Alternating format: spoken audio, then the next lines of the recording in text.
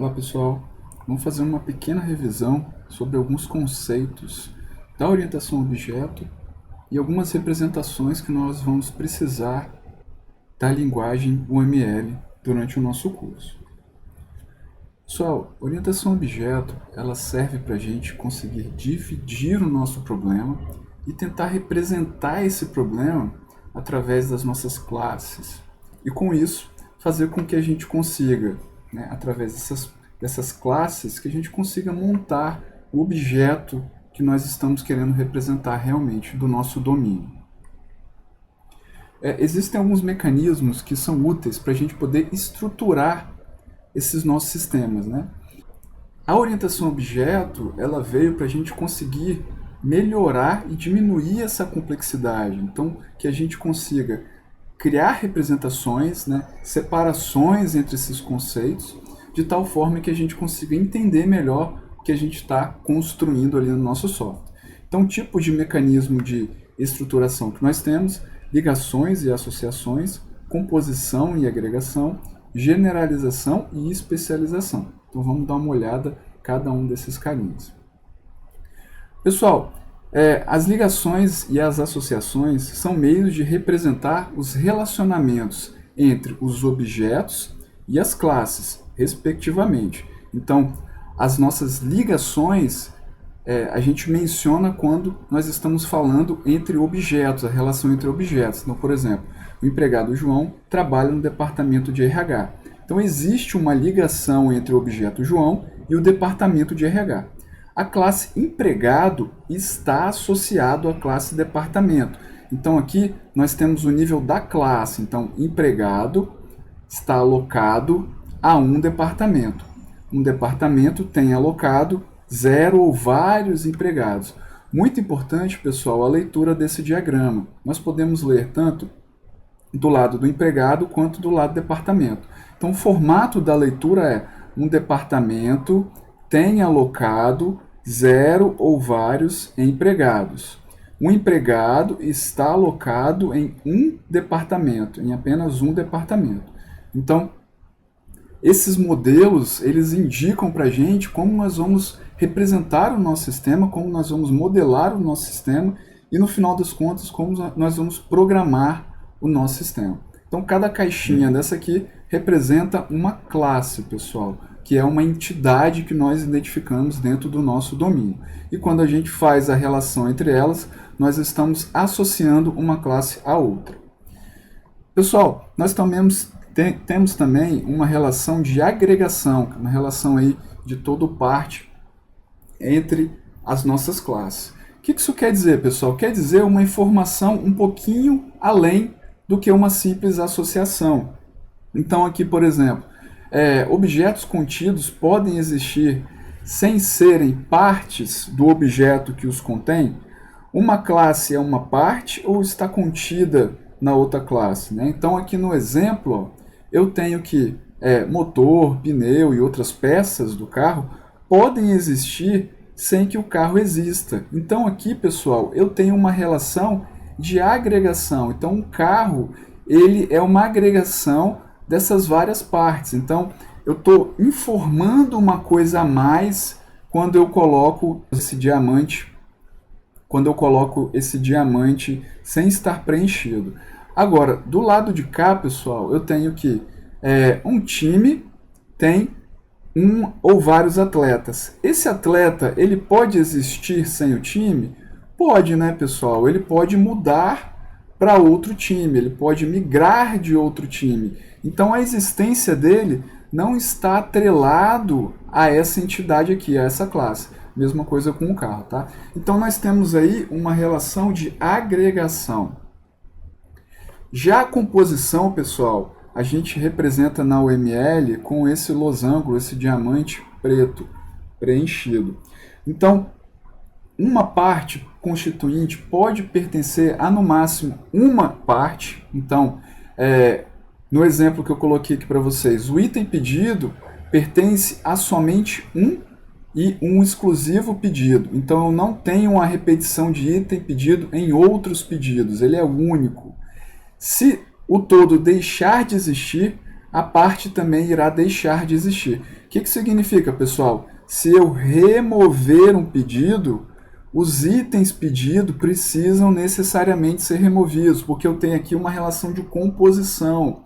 Então essa relação ela é tão forte que quando o pedido deixa de existir, o item pedido não faz mais sentido de existir. Né? Faz sentido eu ter um item pedido sem ter o meu pedido? Não, não faz sentido. Então, pessoal, quando eu nomeio essas relações de associação, eu estou dando informações a mais para a pessoa que vai desenvolver ou para posteriormente alguém ler essa documentação. Então eu estou dizendo que lá no meu sistema, ao remover um pedido, necessariamente os itens pedidos precisam ser removidos. E aí eu não vou ficar com, por exemplo, informação inconsistente dentro do meu sistema. E aí, pessoal, lembrando que ficou na dúvida, não sabe se é realmente uma agregação ou uma composição, utiliza a associação. Então é melhor você informar menos do que você informar, por exemplo, uma ideia errada. E aí, pessoal, um outro conceito muito importante quando a gente está trabalhando na orientação a objetos é o conceito da especialização. Então, um conceito mais geral pode ser especializado trazendo novas características. E pessoal, por que eu especializo, né? Porque eu quero mudar comportamentos nas classes, eu quero reaproveitar, eu quero adicionar atributos. Então no exemplo aqui eu coloquei uma classe básica que é veículo, a herança, a especialização, ela é representada por essa setinha aqui, tá pessoal? Então o que isso aqui está querendo dizer? Que o veículo é uma generalização de carro, ou carro é uma especialização de veículo. Então, por exemplo, eu poderia colocar aqui em veículo algumas informações básicas, como por exemplo, placa, chassi, cor. Então eu tenho diversas informações que eu posso armazenar nessa classe mais genérica. E aqui nas subclasses eu consigo armazenar informações mais específicas. Por exemplo, eu tenho aqui no caso do ônibus, eu poderia colocar aqui informações específicas relativas ao ônibus. No caminhão eu poderia colocar aí o tipo do caminhão que eu tenho aqui, se é basculante, se é um caminhão que tem container fechado. Então eu tenho várias informações específicas que eu posso utilizar para cada um desses tipos que eu especializei.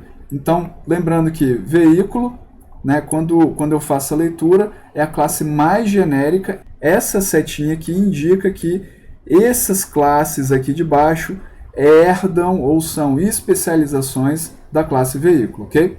E aí, pessoal, a leitura, né, do formato inverso, que veículo, é uma generalização de moto, é uma generalização de carro, é uma generalização de caminhão e de ônibus, né? No final das contas, nós podemos dizer que caminhão é também uma instância de veículo. Ou seja, caminhão é do tipo veículo, ônibus é do tipo veículo, moto é do tipo veículo, carro é do tipo veículo. E aí, pessoal, só lembrando que a herança ou generalização, especialização, esse mecanismo de herança, ele serve para a gente modelar similaridades entre as classes, buscando aí o reaproveitamento do nosso código, buscando o reuso do nosso código. Se eu identifiquei que aqueles objetos eles têm atributos comuns e eles têm um significado que, quando eu olho para aquela modelagem, quando eu olho para aquela herança, ela faz sentido, então vale a pena nós utilizarmos o mecanismo de herança. Pessoal, importante quando nós estamos modelando esses mecanismos de herança é identificar as classes que são abstratas. Então, uma classe abstrata é uma classe que não tem instâncias. Ela serve para definir um conjunto de métodos e atributos que podem ser herdados pelas minhas subclasses, pelas minhas classes especializadas. No caso específico da nossa modelagem, quando nós estivermos modelando esse tipo de classe, ela fica aqui no nosso modelo em itálico. Então, sempre que vocês virem uma classe no modelo em itálico, isso significa que esse carinha aqui, né, no caso o funcionário, é uma classe abstrata. Uma outra representação também dela é o estereótipo aqui em cima de uma forma mais explícita. Então, abstract, por exemplo, estaria aqui em cima. E aí, pessoal, como que a gente implementa isso no nosso Java, né? A herança. Para a gente declarar que uma classe é abstrata, é só colocar abstract na frente do class. E para implementar a nossa herança, é só você usar o extends na classe que você está querendo implementar a herança. Então, no caso aqui, a classe gerente vai herdar esse atributo salário, vai herdar também esse método getBonificação. No caso aqui específico da classe gerente, ele está sendo reimplementado. E por que eu faço isso, pessoal? Porque às vezes eu quero modificar o comportamento. Então, o mecanismo de herança também me permite modificar um comportamento que já existe na classe. Beleza, pessoal? Valeu!